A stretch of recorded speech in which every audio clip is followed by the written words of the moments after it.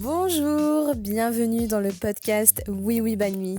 Je m'appelle Mégane et en tant que femme franco-vietnamienne qui n'a grandi qu'avec ma partie française, je me suis longtemps questionnée sur ma légitimité, mon identité et sur mon envie de renouer avec mes origines vietnamiennes. Ici, on va parler de ce que c'est que d'être issu de deux cultures différentes et de grandir sans vraiment appartenir à l'une des deux cultures, voire aucune des deux. Si toi aussi tu t'es déjà senti ni d'ici ni d'ailleurs, alors tu es exactement au bon endroit.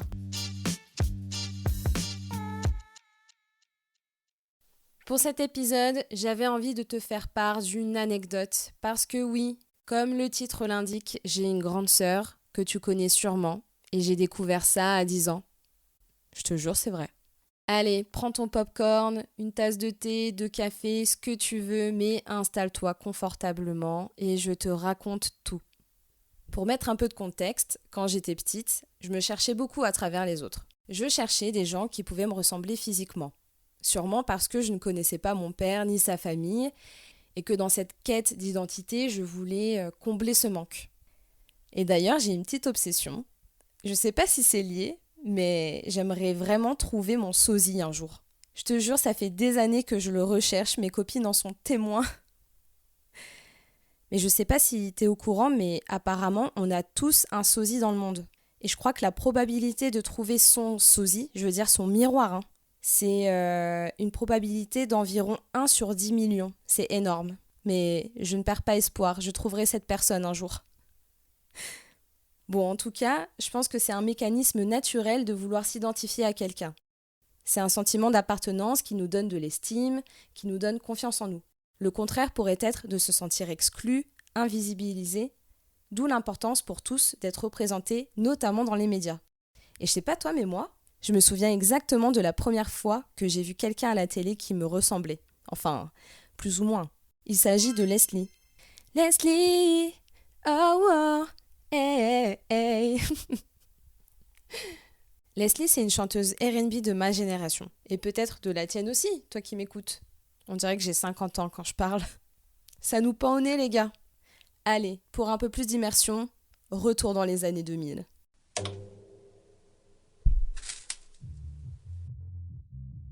J'ai 9 ans, j'ai des rêves plein la tête et l'un d'entre eux, c'est de devenir une star. Rien que ça. Une pop star.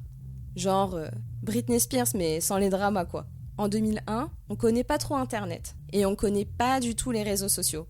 Les seules choses qui nous laissaient connecter au monde extérieur en temps réel et de chez nous, c'était les journaux, la radio et surtout la télé. Je regarde plus trop la télé, mais à cette époque, elle avait une place centrale et on va pas se mentir, la télé tournait quand même beaucoup à la maison. Et la petite Meg, sa chaîne préférée, comme celle de beaucoup de jeunes, c'était M6. Et moi qui voulais devenir une pop star, bah forcément, je regardais Graines de Star, l'émission dans laquelle s'est fait connaître Leslie. Leslie! En vrai, je me souviens pas vraiment quand elle est passée dans l'émission. Par contre, je sais qu'elle y avait interprété une chanson des Destiny's Child. Bon choix. Say my name, say my name. Elle est belle l'immersion ou pas là? Je me rappelle plutôt d'elle quand elle a sorti son premier single en 2002. Le bon choix. Tut, tut, tut, tut, tut. Bon, j'arrête. Oh là là là là. Si tu savais comment j'ai saigné le clip. T'as fait le bon choix, fais le bon choix. Non mais tu me vois pas faire là, mais je suis en train de danser comme elle. Elle a une sorte de gestuelle avec sa tête que je maîtrise à la perfection, puisque j'ai saigné tous ses clips. Et un jour, ma mère rentre de course. Et comme souvent, elle m'avait pris un magazine de stars. Tu sais, les fans de Star Club, etc. Il y avait des posters de nos stars préférées, mais aussi des interviews, avec des fiches chansons et des fiches identité. Des biographies, quoi. Genre nom, prénom, âge, couleur préférée, plat préféré, et j'en passe. Que des choses utiles. C'est pour ça que j'ai un doctorat en pop culture 90-2000. Je te jure, j'ai retenu des choses vraiment du genre le chien de Paris Hilton, c'était un chihuahua qui s'appelait Tinkerbell. Ou encore Shannon Doherty, elle avait un œil plus haut que l'autre. Du coup, elle aimait pas qu'on la prenne en photo de face et elle penchait toujours la tête de côté pour paraître plus jolie. Ah là là, le cerveau est fou. Et le mien n'a pas été foutu de retenir un seul cours d'économie. Voilà, voilà. C'est pour ça que j'en suis là, à raconter mes vieilles histoires là. Enfin bref. Un jour, je tombe sur une interview de Leslie. Et là, mes yeux se sont illuminés. J'ai appris qu'elle était métisse, comme moi. I'm just like you. Non, c'est bon, ça suffit. Sa mère était française et son père vietnamien. Bon, aujourd'hui, après avoir fait mes recherches, j'ai appris que son père était viet et wallisien. Et encore, je te dis ça, mais je ne suis même pas certaine, parce que je n'ai pas retrouvé d'interview de Leslie qui confirme de vive voix qu'elle est vietnamienne. Donc si ça se trouve, je raconte tout ça, mais tout est faux, et j'aurais très honte, et j'en suis vraiment navrée si j'ai inventé des histoires. Mais ça n'enlève rien à l'histoire que je suis en train de vous raconter, parce que c'était dans le passé. Et quand j'ai lu ça, je sais pas pourquoi, mais j'ai ressenti de la fierté. En fait, je pense que je m'étais dit, si Leslie, elle peut briller, si elle peut passer dans Graines de Star, pourquoi pas moi? Oui, je suis une Delulu Child. Donc, comme je n'avais pas de frère ni de sœur, que j'étais abandonnée par mon père et que je cherchais à me construire une identité, j'avais décidé que Leslie était ma grande sœur. Je te jure, je voulais tout faire comme elle. Elle portait un béret, je voulais porter un béret, je voulais danser comme elle, je voulais chanter comme elle. Je l'admirais, quoi. Pour pousser l'histoire un peu plus loin, j'avais aussi un grand frère, qui est aussi un pilier du R&B français et qui provient de la même émission. Il s'appelle Willy Denzé. Allez, vas-y, avoue. Avoue que tu voulais que je chante le mur du son. Willy Denzé, qui est d'origine laotienne, mais j'étais tellement contente de voir un Asiate à la télé que pour moi, il faisait partie de ma famille imaginaire. Comme je l'ai dit dans le précédent épisode, on se raccroche à ce qu'on peut quand on est gosse. Bon, c'est drôle dit comme ça, mais j'avais envie de me questionner sérieusement à ce propos de la représentation. Suis-je la seule à avoir ressenti ça? Eh bien, je ne pense pas. J'ai fait mes petites recherches et j'ai trouvé des études qui soulèvent des points intéressants.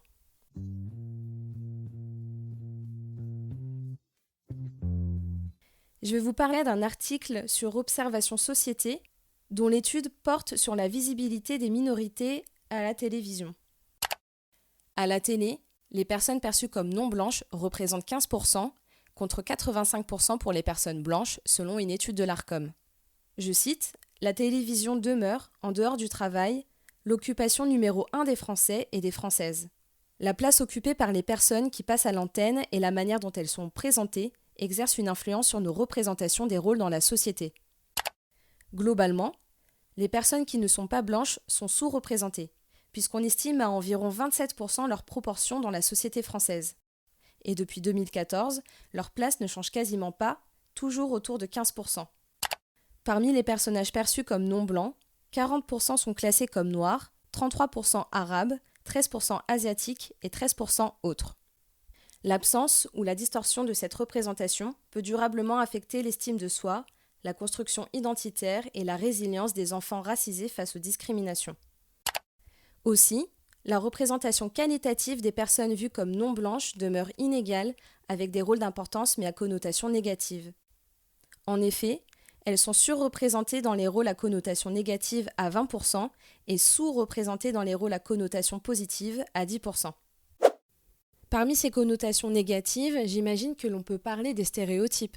Là, je ne vais pas forcément parler de moi et des Eurasiens, mais plus des Asiatiques et plus largement de toutes les minorités qui, lorsqu'ils sont représentés, sont tout de même bien clichés.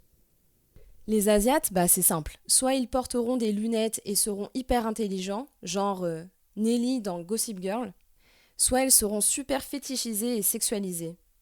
Ou encore un film avec des persos maghrébins dont la meuf de cité se fait sauver par un homme du 16e et qui lui fait découvrir la vie, la liberté. Oh my god, l'angoisse. Et en même temps, tu me diras, ces acteurs n'avaient peut-être pas d'autre choix que d'accepter ces rôles parce que c'est sûrement les seuls qu'on leur proposait. Un peu le serpent qui se mord la queue, quoi. Et je dis ça, mais bien sûr, les choses ont changé, c'est quand même mieux qu'avant, et bien heureusement. Aujourd'hui, en plus, il existe d'autres moyens que la télé pour se sentir mieux représenté, même s'il y a encore du chemin à faire. Tu vois, on pourrait ouvrir un débat sur les réseaux sociaux, mais là, c'est clairement pas le sujet et me lancez pas dans d'autres sujets parce que sinon je vais me perdre. Mais ce que j'aime bien avec les réseaux, c'est que tu peux trouver ton peuple. Je veux dire des gens qui peuvent être à l'autre bout du monde, ou même pas si loin, hein, juste de l'autre côté de la France et qui partagent ton vécu. Et puis il y a les podcasts aussi, comme par exemple celui-ci. Et qu'on soit bien clair, étant métisse d'origine vietnamienne et française vivant en France, je ne peux pas totalement dire que je ne me sens pas représentée dans les médias. J'ai aussi eu la chance, entre guillemets, de ne pas vraiment subir de discrimination, du moins des discriminations qui nuisent vraiment à ma vie, à mon quotidien, qui me mettraient en danger. Moi, mon histoire avec Leslie, elle est toute mignonne. Elle m'a montré qu'avoir un modèle auquel on pouvait s'identifier renforçait l'estime et la confiance en soi. Alors je trouvais ça intéressant de voir ce sujet sous un autre angle. Quand on n'est pas concerné ou quand on l'est à moitié, on ne sait pas forcément ce que d'autres peuvent ressentir. Et c'est la raison pour laquelle j'avais envie de vous partager un autre exemple sur la représentation concernant un autre artiste que j'aime énormément.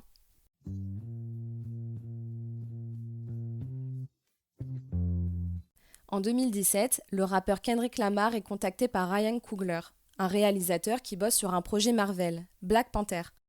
Il lui propose de poser sur la BO du film, de faire 1 ou 2 chansons, mais ça s'arrête là. Kendrick accepte et passe au studio avec son manager Dave Free pour regarder ensemble quelques extraits du film. Quelques semaines après, Kendrick rappelle Ryan et lui propose d'écouter les musiques qu'il avait faites.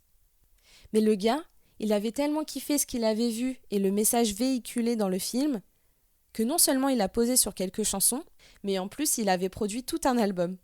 Kendrick expliquera plus tard qu'en regardant Black Panther, il a vu un parallèle avec l'un de ses albums, To Pimp a Butterfly, alors te moque pas parce que j'essaye de bien prononcer, ok, dont le sujet tourne autour de la culpabilité du survivant.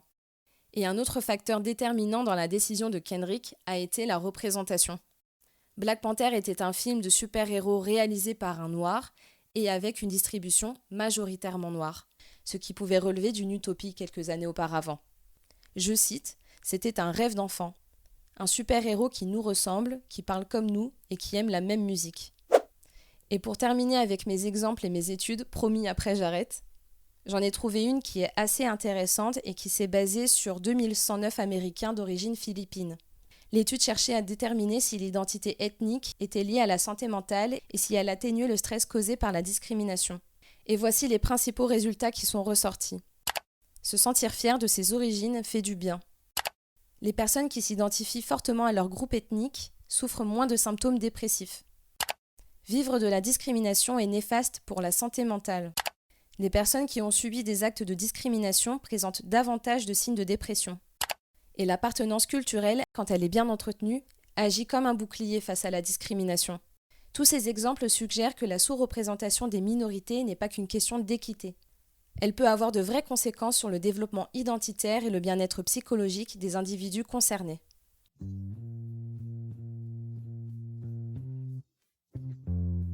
J'aurais tellement aimé établir un lien avec ma famille vietnamienne et me sentir rattachée à la communauté. Mais malheureusement, on m'avait privée de tout ça, alors que j'avais rien demandé. Et maintenant, je comprends un peu mieux la Meg de 9 ans, qui était joyeuse d'avoir trouvé un petit peu d'elle dans sa grande sœur parasociale, Leslie. À travers elle, je me suis vue à sa place. D'un coup, mon rêve d'être une pop star était devenu plus accessible. Bon, attention spoiler, vous vous en doutez bien, mon rêve ne s'est pas réalisé. Échec. J'étais contente de voir sur une chaîne française une autre métisse.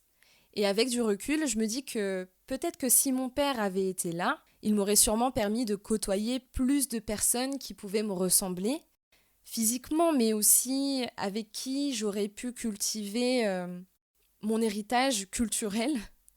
Et peut-être que je n'aurais pas eu cette folle obsession de trouver un sosie.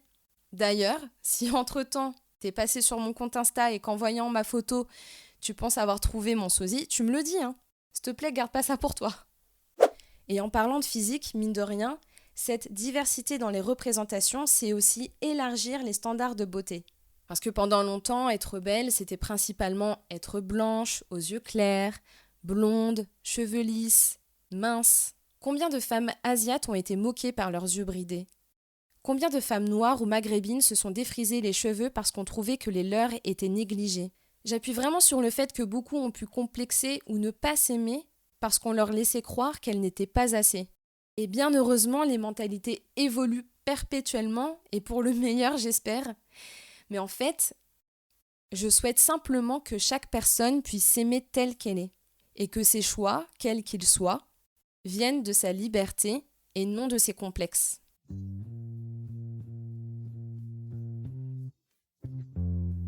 Bon, j'espère que je t'ai pas déçue, parce qu'effectivement, tu l'auras compris, Leslie n'est pas vraiment ma sœur. Pourtant, on pourrait vraiment être liés, au-delà de nos origines. Allez, on retourne une dernière fois dans le passé, mais cette fois en 2010. Leslie sort une chanson, Tout sur mon père, un titre très intime, où elle raconte l'histoire compliquée entre elle et son père biologique. Tiens, ça me fait penser à quelqu'un. Mais cette année-là, j'avais 17 ans, je passais mon bac, et comme je t'ai expliqué dans l'épisode précédent, j'étais dans ma phase de déni d'origine, mais aussi de déni de mon père, donc j'avoue ne pas trop m'être attardée sur la chanson. Par contre, aujourd'hui, en lisant les paroles, je m'y retrouve un peu aussi. Tu as vu à peine mes premiers pas, mes premiers éclats. Avec des si, papa, tu changerais tout ça. Ce qui m'importait, c'est que tu reviennes, mais quand je t'ai vu, j'ai masqué ma peine. Je vous raconterai l'histoire avec mon père quand le moment viendra. Alors, merci. Merci à toi, Leslie, d'avoir été ma grande sœur imaginaire et d'avoir, sans le savoir, joué un rôle important dans ma vie d'eurasienne.